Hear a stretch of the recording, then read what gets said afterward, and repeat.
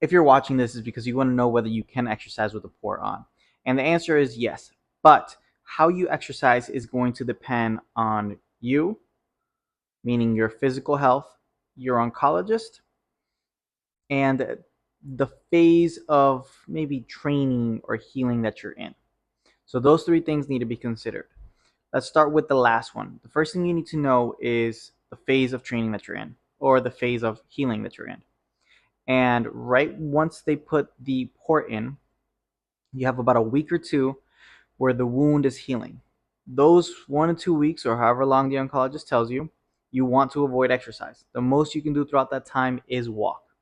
You can do some lower body exercises, maybe some sit to stands, maybe going up and down the stairs, absolutely fine. But the biggest thing is making sure that the wound is healing and that it's not getting any infection. So if you are, for example, going on a walk, doing some stairs, and you're sweating, you do want to make sure you talk to the nurse on how to properly clean the area around it so it doesn't get any infection. All right. Besides that, you are going to have your restrictions. This is where your oncologist is going to say, don't lift more than 5 to 10 pounds or whatever they might give you. You want to follow those instructions to the T, because the most important thing is infections and the skin healing. Now, phase two is once you are cleared to exercise. Excuse me. And that is when your wounds are healed. Now, it might take more than 2 weeks. Everyone's different, right? But phase two is when the wound is healed.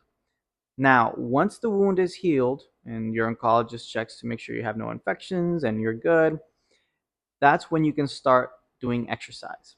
Now, I've seen some oncologists say you are absolutely fine to do as much weight as your body allows, and that can be up to 200 pounds on a bench press, for example. Or I've seen some oncologists say, I don't want you to lift more than 10 pounds. Now, this is important to know because this is where your oncologist's understanding of the port that you have, of your body, and your previous exercise history really comes into play. So, his knowledge of whether you can exercise or not is going to be limited per se. But when I use the word exercise, I'm using a broad term exercise here. When I say exercise, I'm referring to specifically the area with the port. Yes, you can exercise, meaning you can still do deadlifts, you can still squat, you can still do push ups, you could still do a bunch of different exercises, but they might not want you to put pressure directly on the port. And that's up to the oncologist's discretion on that one. Even if they don't want you to do, for example, a bench press or a push up, you can still do a squat, a deadlift, a lunge, hamstring curls, uh, bicep curls. There's a bunch of different exercises that you can do around the port itself. So be mindful that just because they might say, no, I don't want you to exercise, just understand that they might mean don't put pressure or extra weight on that specific area where the port is. Okay.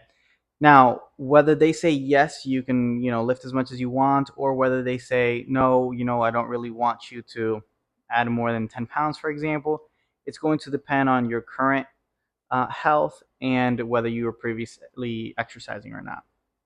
I've had, for example, an online coaching client who was a power lifter, and her oncologist literally said, just lift as much as you can, just go back to her routine. And she was kind of shocked in that time. And she's like, you do know that I'm a power lifter? And the doctor's like, yep, you're absolutely fine. It's not going to affect you. And once again, she looked at her oncologist and she's like, I bench over 200 pounds on my chest. And then she had a chest port. And the oncologist is like, yep, you're fine. It's not going to break. Just don't hit it or tap it. You're going to be fine. So that's an example of somebody who had no limitations. Now, when it comes to exercise, she didn't start at 200 pounds on a bench press, for example. She started off maybe with doing some knee push ups. Then, after the knee push ups, we moved to some close grip push ups, working more on the tricep than the chest. Once I saw that she was able to do those exercises, then we did some TRX um, chest presses. Then we slowly started introducing the bench press little by little to make sure that her body could handle the weight and that she felt comfortable with that. But she had no limitations in terms of her lower body. So don't be afraid to still do leg day, right? Now, the other thing that it comes with the port is, let's say your oncologist is cautious, then just work out other muscle groups around the area that you have the port in.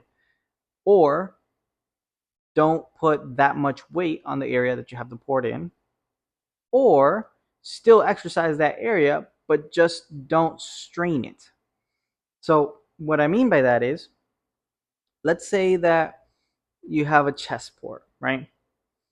You can still do legs, you can still do arms, you can still do shoulders, you can still do chest, but instead of a bench press, you might just be able to do a chest fly, for example, and you can switch the exercise instead of putting pressure on the chest itself because you might hit it, for example. If you're doing a chest fly, you're not going to hit anything in your chest, right? Another example is doing, let's say you have a port in your arm. Maybe instead of bicep curl, maybe instead of push-ups, for example, you do some front raises and keep that arm straight. That's another way that you can do that. You can still work your bicep by lying down, keeping your arms slightly bent, and bringing the arms up because your bicep is tightened to make sure your hand is straight. So there's different ways to do exercises with the port, even if it's using the muscles where the port is on. That's the last thing I want to go over is that the port itself is between the skin and the muscle, so it's not affecting the muscle itself, right? So you can still exercise using what's called isometrics. That's when, for example, you maintain your muscle at the same length. So like if I was to grab a dumbbell right now, my muscles would be firing because they're trying to hold on to the dumbbell at the end. So think of a wall sit, for example. A wall sit is an isometric exercise. Um, if you were to hold a push-up, for example, that would be an isometric exercise. So you can switch, excuse me, I got my allergies going crazy. You can switch the exercises that you do to either use different muscles around the port, or if it is still using the muscles that the port's on, you can also do isometric exercises. So those are different ways that you can still exercise if you have a port on and your doctor gave you some limitations, or if they gave you no limitations at all. Now, when it comes to progression, you want to start with the lightest weight possible and then slowly add weight over time. So think of adding 1 to 2 pounds for your upper body every week or two, and think of adding about 5 to 10 pounds for your lower body every week or two.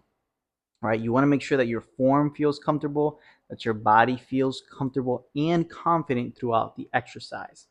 The biggest fear is that people are going to hit the port. Um, in reality, as long as your form is good or you even adjust it a little bit, you should have no issues. I have an online coaching client right now who has a port in her arm. She could do rows, bicep curls, chest flies, shoulder presses, lateral raises, no problem. She doesn't feel any aches, any pains, any discomfort. Her doctor cleared her to exercise, and she's doing great.